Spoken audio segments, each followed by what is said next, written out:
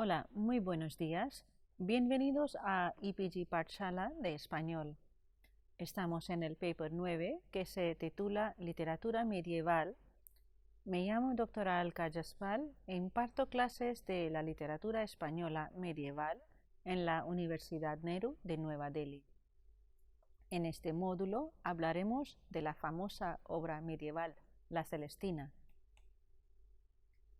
En La Celestina se juntan en equilibrio admirable el mundo medieval y el renacentista, por una parte, y la tendencia culta y la popular por otra.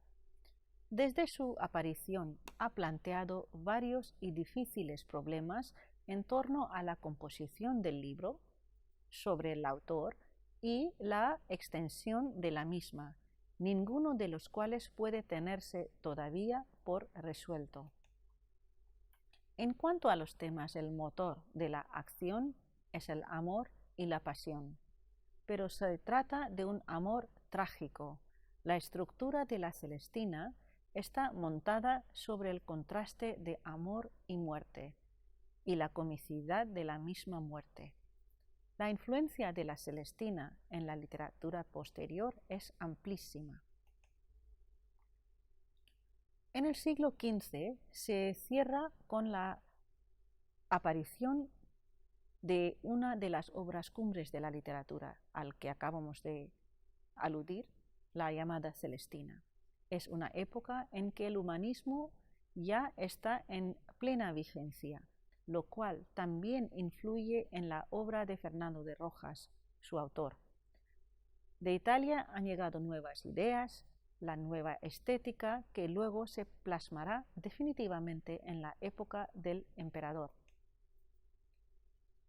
Es una obra que desde su aparición ha planteado varios y difíciles problemas en torno a la composición del libro, sobre el autor y la extensión de la misma, ninguno de los cuales puede tenerse todavía por resuelto. La obra nos ha llegado en dos versiones principales. La primera, titulada Comedia de Calisto y Melibea, de 16 actos, y una segunda, Tragicomedia de Calisto y Melibea, en 21 actos. Las primeras ediciones, hasta que la Celestina adquiere su forma definitiva de 21 actos, se concretan en tres estados bien definidos. Al primero corresponde la edición considerada como Princeps, impresa, al parecer, en Burgos por Fadrique de Basilea en el año 1499, de la cual se conoce un ejemplar único, falto de hojas al principio y al final. Carece de título y comienza con el argumento del acto primero. En esta versión de la obra todavía no se da noticia del autor. El segundo estado lo constituyen las ediciones del año 1500 de Toledo y del 1501, la edición de Sevilla, conservadas también en ejemplares únicos, las cuales contienen una carta de el autor a su amigo, que son 11 octavas acrósticas de arte mayor que cuentan el argumento de la obra, los 16 actos con sus argumentos y unas coplas del corrector Alonso de Proaza que explican cómo debe leerse el acróstico y dan el lugar y la fecha de impresión. El tercer estado lo representan las 5 ediciones del año 1502 de Salamanca, Toledo y 3 de Sevilla. Estas llevan ya el nombre definitivo de Tragicomedia de Calisto y Melibea. En todas ellas se intercalan algunos nuevos pasajes y se suprimen otros, y se agregan con el nombre de Tratado de Centurio 5 actos más, pero no al final, sino a continuación del capítulo 14. El libro de la Celestina, tal y como hoy lo conocemos, contiene una carta del autor a su amigo. en octavas acrósticas, un prólogo, la obra propiamente dicha, compuesta por el argumento y los 21 actos con sus argumentos, 13 octavas explicando el propósito de la obra y finalmente las coplas del corrector. Estos, al unir la primera letra de cada uno, dicen así: el bachiller Fernando de Rojas acabó la comedia de Calisto y Melibea y fue nacido en la Puebla de Montalbán. Por su parte, el primer acto es anónimo. De Fernando de Rojas se puede afirmar que era bachiller en leyes, nacido en la Puebla de Montalbán, provincia de Toledo, hacia 1475. Poseyó una importante biblioteca. Estudió en la Universidad de Salamanca, donde la tradición clásica siempre tuvo una enorme acogida. En el año 1517 se estableció en Talavera de la Reina, provincia de Toledo, donde ejerció por breve tiempo el cargo de alcalde mayor.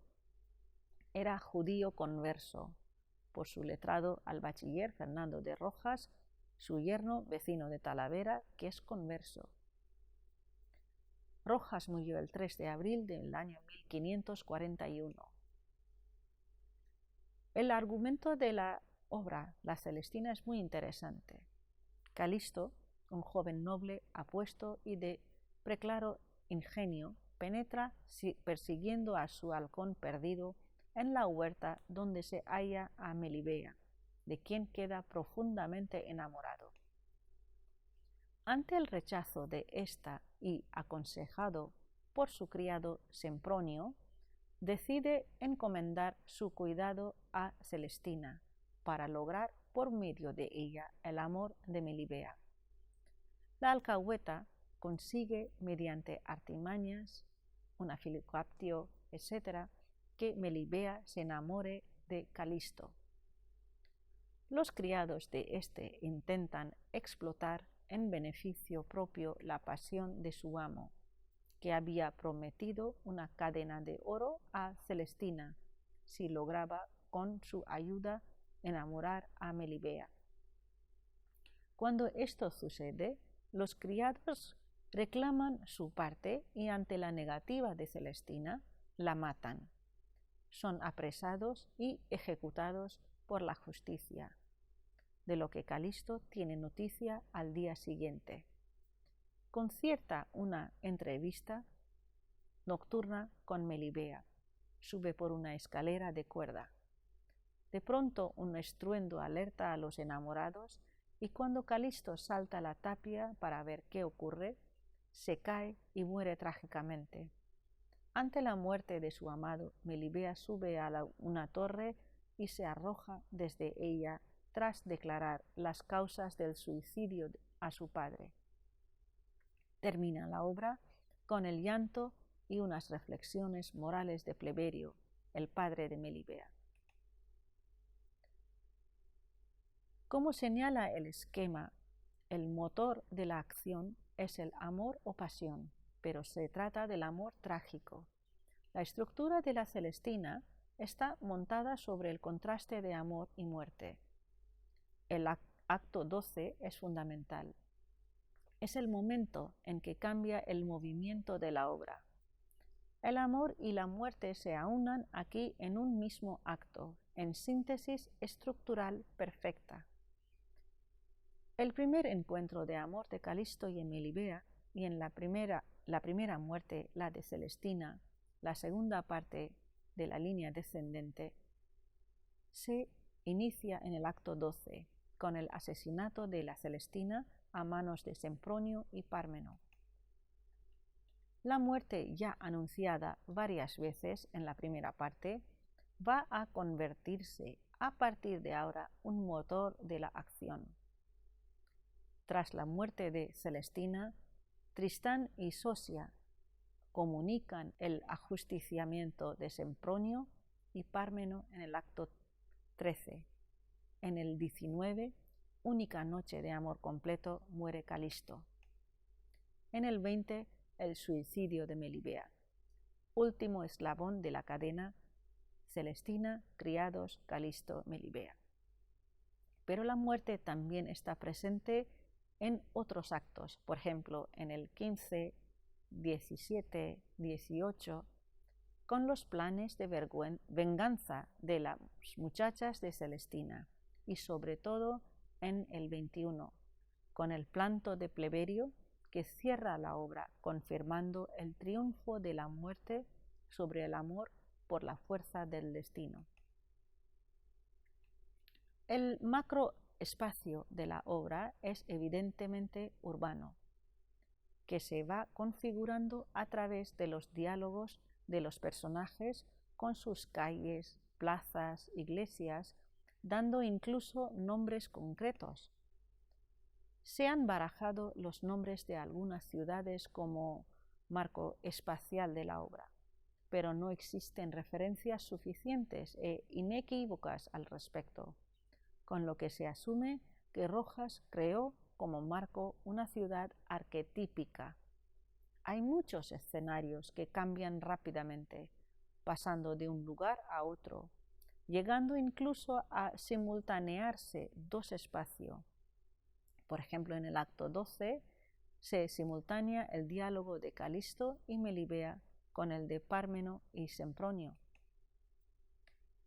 En cuanto al microespacio, resalta la domesticidad.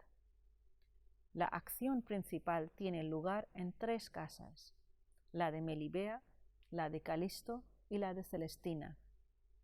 Es de destacar la función principal del huerto de Melibea, en lo que supone la primera dramatización de la naturaleza en la literatura española. Es el locus amoenus. El espacio es, en fin, vital, dinámico, múltiple y hasta simultáneo.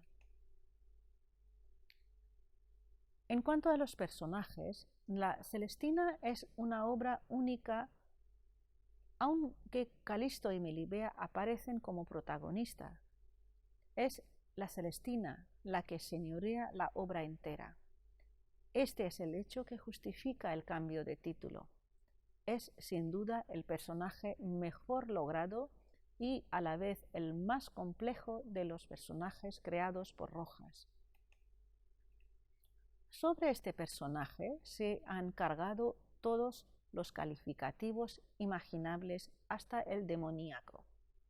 Y Celestina no es un personaje demoníaco, sino humano, en el sentido de que su existencia solo es posible porque existe una sociedad urbana que de alguna manera la necesita.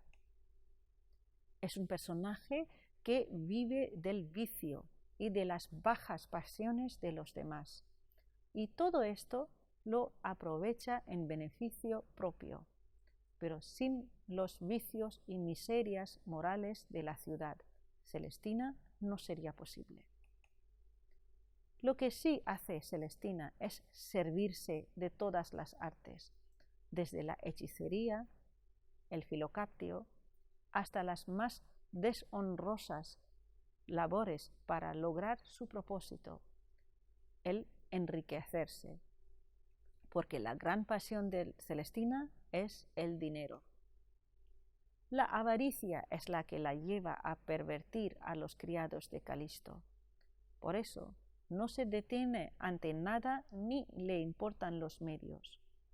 Sus conocimientos de la naturaleza humana, el engaño, la falsedad, la pretendida compasión, el cinismo y la ironía, la hechicería y sobre todo su inmensa experiencia, todo lo pone al servicio de su gran pasión, que no es la lujuria, sino su deseo por el dinero.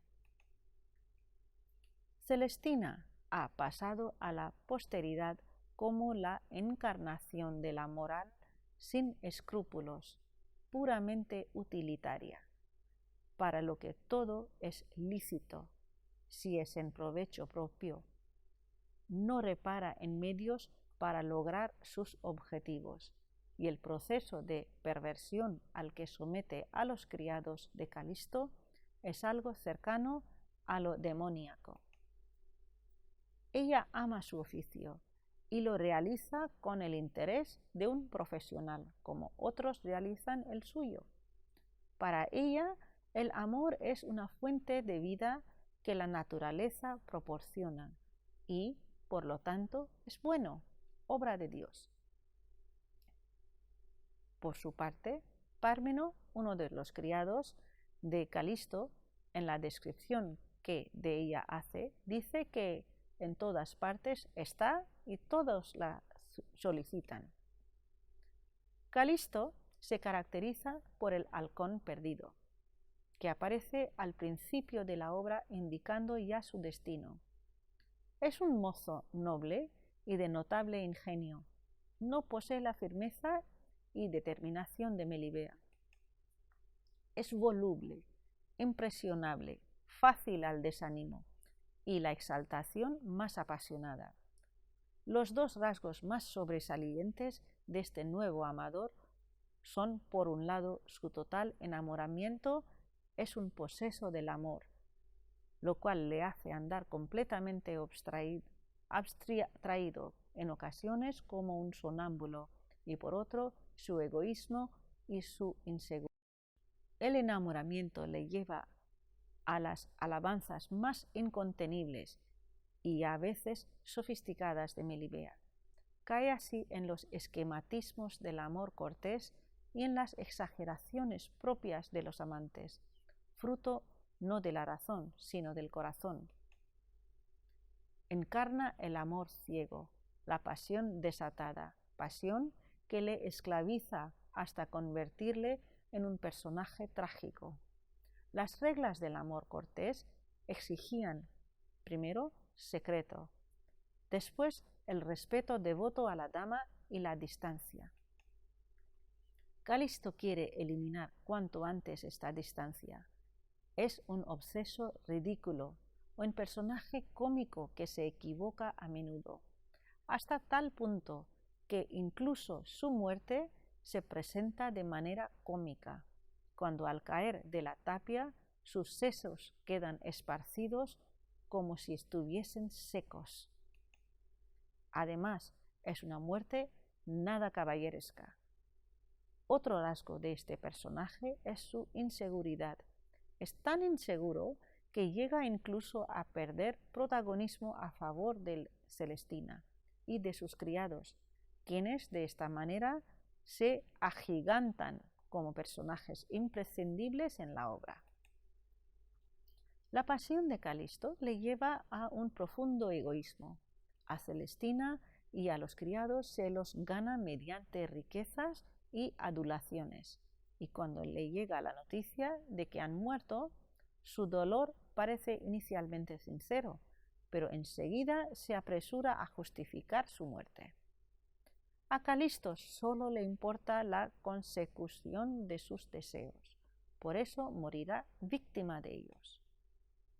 El retrato que Calisto hace de Melibea podrá hacernos pensar que estamos ante un tipo de mujer estandarizada con resabios de dama del amor cortés y con rasgos de la nueva estética renacentista. Y efectivamente, nos hallamos ante un retrato estereotipo, ante un ideal femenino de belleza que es común al final de la Edad Media y a todo el Renacimiento. Un retrato que tiene más de ideal y de sueño que de real, pero como persona es diferente. Melibea es ya profundamente individual, sabe actuar de modo práctico y directo, buscando aquello que anhela. Melibea no es la joven cuya voluntad aparece ligada a la de los padres. No dudará en engañarlos, en fingir, en pasar ella sola a la acción para satisfacerse. Ella representa en la literatura española la primera gran incorporación del individualismo de la persona defendido por el Renacimiento. Melibea enamorada ya no se detendrá ante nada. Pactará con la vieja, engañará a su madre y se entregará a Calisto. Cede a su pasión. No le importan la educación, el recuerdo de sus padres, ni tiene escrúpulos que la atormenten. Es una mujer enérgica, apasionada e incluso arrogante, porque lo exige su pasión. Pero la fatalidad o el destino acabarán con cualquier tipo de apasionamiento.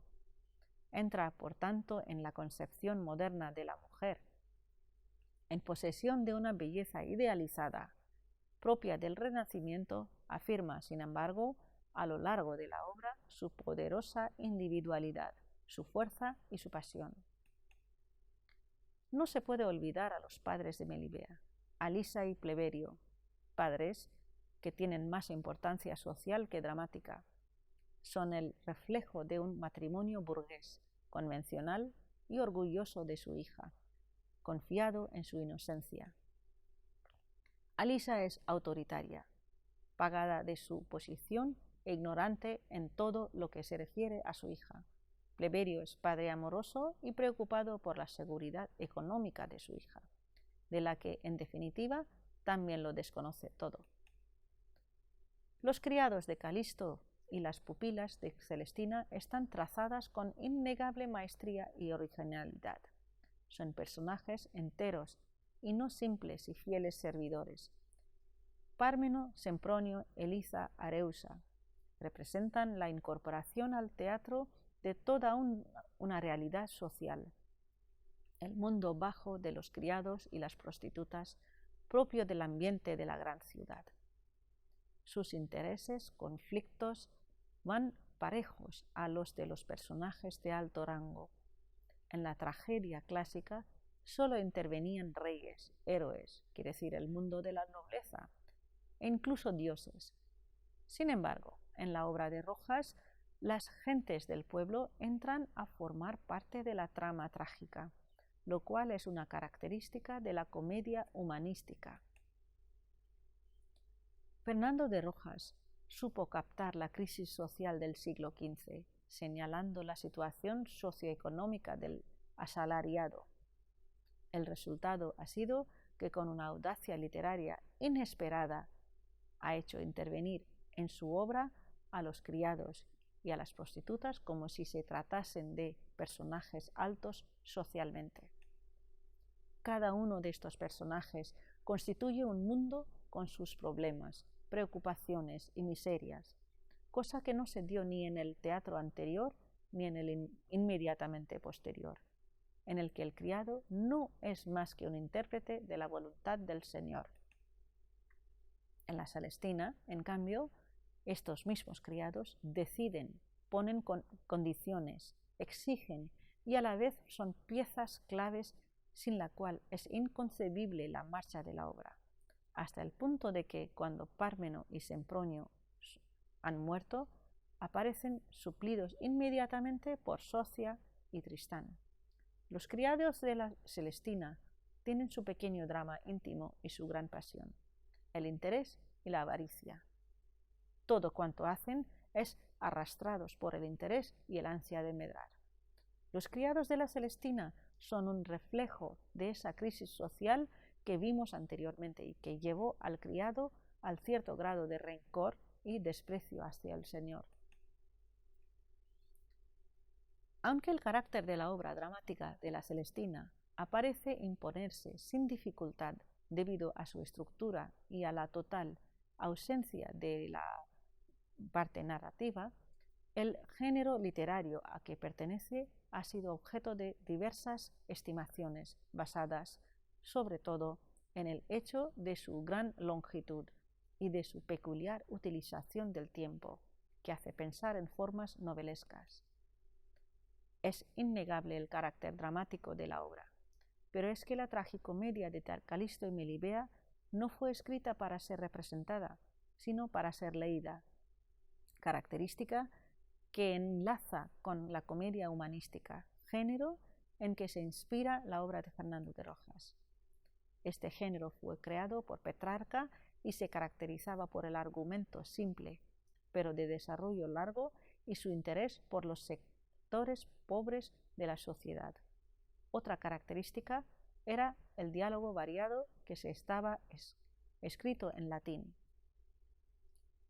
En la Celestina se aunan en un equilibrio admirable el mundo medieval y el renacentista por una parte y la tendencia culta y la popular por otra. Esto determinará en gran medida su lenguaje y estilo. Se pueden distinguir un lenguaje culto y latinizante, cargado de artificios, y un habla popular lleno de refranes, de expresiones vivaces. Sin embargo, la separación no es nítida. El uso de los diferentes registros del lenguaje no corresponde de forma absoluta a los estamentos sociales distintos, señores y plebeyos, sino que se entrecruzan ambas tendencias, dependiendo no solo del emisor, sino también del interlocutor y del asunto tratado. El estilo elevado representa una cierta moderación. Encontramos consonancias, amplificaciones, latinismos léxicos y sintácticos.